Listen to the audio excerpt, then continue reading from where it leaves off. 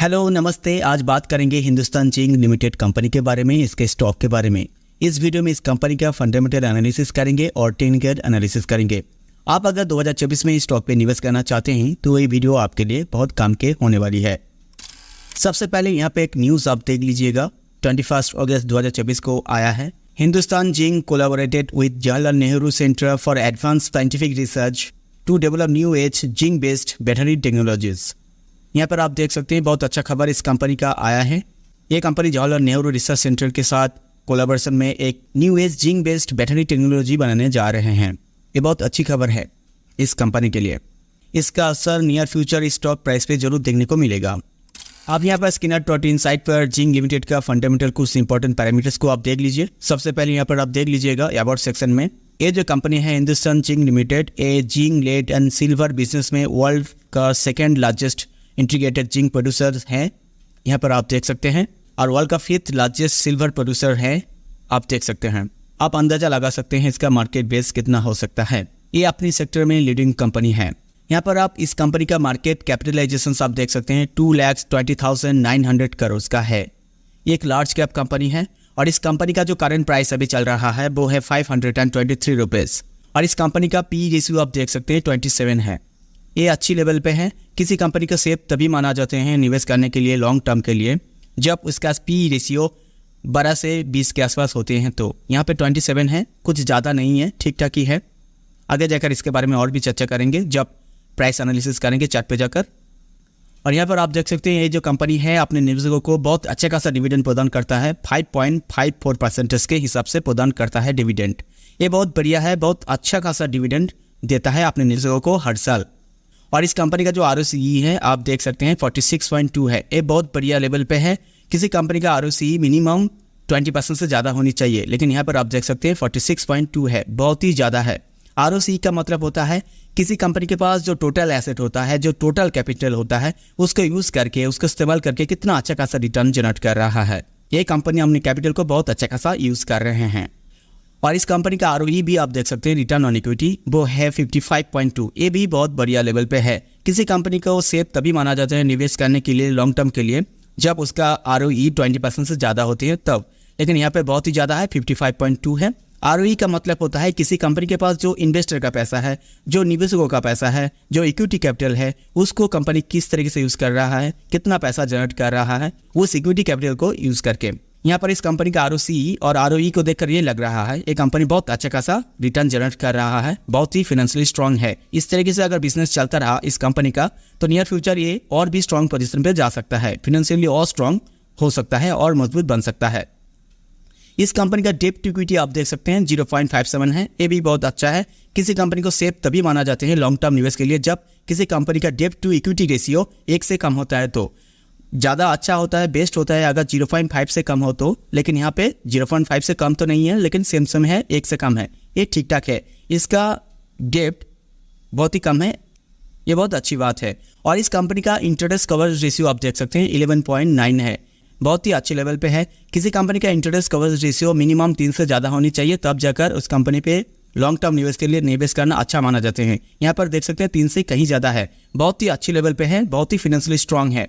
Interest coverage ratio का मतलब ये होता है कि किसी कंपनी के पास जो लोन का प्रीमियम होता है, जो डेट का प्रीमियम होता है, उसको अपने ऑपरेटिंग प्रॉफिट से चुकाने में कितना आसानी हो रहे हैं या कोई दिक्कत आ रहे हैं, ये देखा जाते हैं।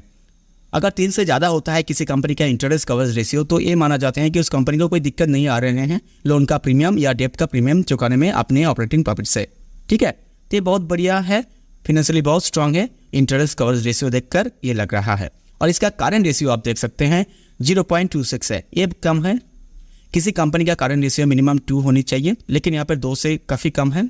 करंट रेशियो का मतलब ये होता है कि किसी कंपनी के पास जो करंट लायबिलिटी होता है, जो शॉर्ट टर्म लायबिलिटी होता है, उसको चुकाने के लिए उसके पास सफिशिएंट करंट एसेट है कि नहीं, ये देखा जाते हैं। लेकिन इसका करंट रेशियो देखकर ये लग रहा है इसका करंट लायबिलिटी को चुकाने के लिए उतना सफिशिएंट करंट एसेट है नहीं, लेकिन ये फाइनेंशियली बहुत ही स्ट्रांग कंपनी है। लगता है सभी पैसा वो बिजनेस में लगा देते हैं, इसलिए इसका करंट एसेट थोड़ा कम है, लेकिन कोई दिक्कत वाली बात है नहीं क्योंकि इसका ROCE और ROE बहुत ज़्यादा है और ये डिविडेंड भी बहुत अच्छा खासा देता है। फाइनेंशियली बहुत स्ट्रांग कंपनी है, तो आप करंट रेशियो को यहाँ पर इग्नोर कर सकते हैं। और इस कंपनी के इस साल का क्वार्टर सेल्स आप देख सकते हैं पिछले क्वार्टर से 11.6% इंक्रीज हुए हैं, बहुत बढ़िया बात है। और इस कंपनी का सेल्स ग्रोथ आप देख सकते हैं इस साल का पिछले साल से घट गए हैं, -6.91 हो चुका है। पिछले साल से थोड़ा यहाँ पर घट गए हैं इसका क्वार्टर सेल्स, कुछ बात है यहाँ पर। तो ये कंपनी फाइनेंशियली बहुत स्ट्रांग है, तो इसका मैनेजमेंट इसको ठीक कर लेगा नियर फ्यूचर। और इस कंपनी का क्वार्टर प्रॉफिट देख सकते हैं, पिछले क्वार्टर से इस क्वार्टर इसका प्रॉफिट जो है 19.7% इंक्रीज हुए हैं, बहुत बढ़िया बात है। और इस कंपनी का इस साल का पूरा प्रॉफिट ग्रोथ पिछले साल से घट गए हैं, -13% हो चुका है। प्रॉफिट थोड़ा पिछले साल से घट गए हैं, कुछ बात यहाँ पर है, लेकिन उतना मैटर नहीं करता है क्योंकि ये फाइनेंशियली बहुत ही स्ट्रांग है, जो आपको पहले बताया। और यहाँ पर आप देख सकते हैं इस कंपनी का जो ऑपरेटिंग प्रॉफिट मार्जिन है OPM है वो 47.9 है, बहुत ही ज़्यादा है। मिनिमम 20% होनी चाहिए, तब जाकर किसी कंपनी में निवेश करना सेफ माने जाते हैं, लेकिन यहाँ पर आप देख सकते हैं कितना ज़्यादा है, 47.9 है, ठीक है। और इस कंपनी का प्रोमोटर होल्डिंग्स आप देख सकते हैं 64.9% है, बहुत ही ज़्यादा है। किसी कंपनी में निवेश करने से पहले आपको प्रोमोटर होल्डिंग कर लेनी चाहिए, क्योंकि प्रोमोटर लोग ही उस कंपनी का फाउंडर्स या ओनर्स होते हैं। सब कुछ उन लोगों को पता होते हैं पहले से, कंपनी नियर फ्यूचर क्या करने वाला है, कुछ अच्छा होने वाला है या नहीं, सब कुछ इन लोगों को पता होता है। तो किसी कंपनी में निवेश करने से पहले प्रोमोटर होल्डिंग सबको जरूर देख लेनी चाहिए। मिनिमम 50 से 60% प्रोमोटर हो तो उस कंपनी में निवेश करना लॉन्ग टर्म के लिए सेफ माना जाते हैं। लेकिन यहाँ पर एक बात गौर कीजिए जो बहुत खराब होता है, ये होने नहीं चाहिए, जो है promoter place percentage. Promoter place percentage जो है वो 99% है, यहाँ पर 0 होनी चाहिए promoter place percentage. Promoter place percentage क्या होता है, ये जो प्रोमोटर होल्डिंग्स है 64.9, इस होल्डिंग में से प्रोमोटर ने 99% स्टॉक जो है प्लेस करके रखे हैं किसी और के पास, गिरवी रखे हैं किसी और के पास। ये बहुत खराब होता है एक कंपनी के लिए। कुछ तो कारण है, फाइनेंशियली बहुत स्ट्रांग है, लेकिन क्यों एक गिरवी पे रखे हैं, प्लेस पे रखे हैं, ये देखने वाली बात है। तो नियर फ्यूचर आपको लॉन्ग टर्म निवेश करने जाए इस कंपनी पे, तो इसको जरूर आप ध्यान रखें, न्यूज़ को फॉलो करें। तो ओवरऑल इसका जो फंडामेंटल इंपॉर्टेंट पैरामीटर्स देखकर ये लग रहा है ये कंपनी फाइनेंशियली बहुत स्ट्रांग है। अगर बिजनेस चलता रहा इसका तो नियर फ्यूचर ये और भी मजबूत हो सकता है, फाइनेंशियली और भी स्ट्रांग हो सकता है। लेकिन आपको ध्यान रखनी चाहिए जो प्लेस परसेंटेज है नियर फ्यूचर कम होता है कि नहीं, आपको देखना है, ठीक है। यहाँ पर आप देख सकते हैं हिंदुस्तान जिंक लिमिटेड का मंथली चार्ट।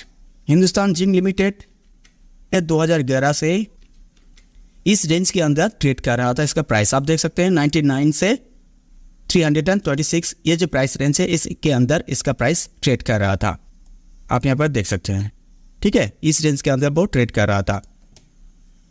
2024 में इसका प्राइस 60 रैली करके ऊपर गया है, लाइफ टाइम हाई एक बनाया है। और इस स्विंग की स्लो से अगर इस लाइफ टाइम हाई तक सिलेक्ट करें फिबोनाची रिट्रेसमेंट को, तो आप देख सकते हैं ये जो हाई बनाया है यहाँ पे 50% करेक्शन ऑलरेडी आ चुका है, प्रॉफिट बुकिंग यहाँ पे हो चुका है। तो आप बात आती है इस स्टॉक पे लॉन्ग टर्म निवेश के लिए कौन सी लेवल पर निवेश करना ठीक रहेगा। चलिए आपको वीकली चार्ट पर दिखाते हैं। वीकली चार्ट पर इस लो से इस हाई तक अगर सिलेक्ट करें, इस स्विंग का हाई तक, तो आप देख सकते हैं इसका प्राइस ऑलरेडी 61% करेक्शन ले चुका है, यहाँ पर आप देख सकते हैं। और यहाँ पर एक हाई बनाया है, अगर इसका प्राइस मूवमेंट को अगर देखें तो आप देख सकते हैं। और यहाँ पर एक हायर लो बनाया है, अभी देखना है यहाँ पे सपोर्ट लेकर वो कहाँ पर लोअर हाई बनाता है, या एक डबल टप करता है, या यहाँ पे इसको तोड़कर एक ब्रेकअप देकर हाई वॉल्यूम के साथ हायर हाई बनाता है, ये देखना है। अगर इस हाई से इस लो को फिबोनाची रिट्रेसमेंट के हिसाब से सिलेक्ट करें तो आप देख सकते हैं इसका प्राइस जो है यहाँ से अगर बाउंस बैक करता है ऊपर की तरफ, तो ये जो 50% है यहाँ पर इसका थोड़ा रिजेक्शन मिल सकता है इस स्टॉक प्राइस को, फिर से वो थोड़ा नीचे आ सकता है, फिर से दोबारा से उसके बाद ऊपर जा सकता है अगर इसका वॉल्यूम और मोमेंटम अच्छा रहा तो, अगर बाइंग प्रेशर यहाँ पे आता है तो आप अगर लॉन्ग टर्म निवेश करना चाहते हैं तो इस लेवल पे आप इन्वेस्टमेंट स्टार्ट कर सकते हैं।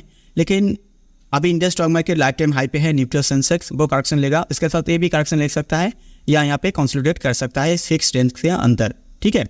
और यहाँ पर अगर बड़े बड़े जो प्लेयर्स है, जो स्मार्ट मनी है, अभी तक उसका बाइंग सेशन अगर ख़त्म नहीं हुए तो लॉन्ग टर्म के लिए कुछ महीनों के लिए वो साइड वेज पे जा सकता है, उसका प्राइस कंसोलिडेट कर सकता है साइड वेज पे।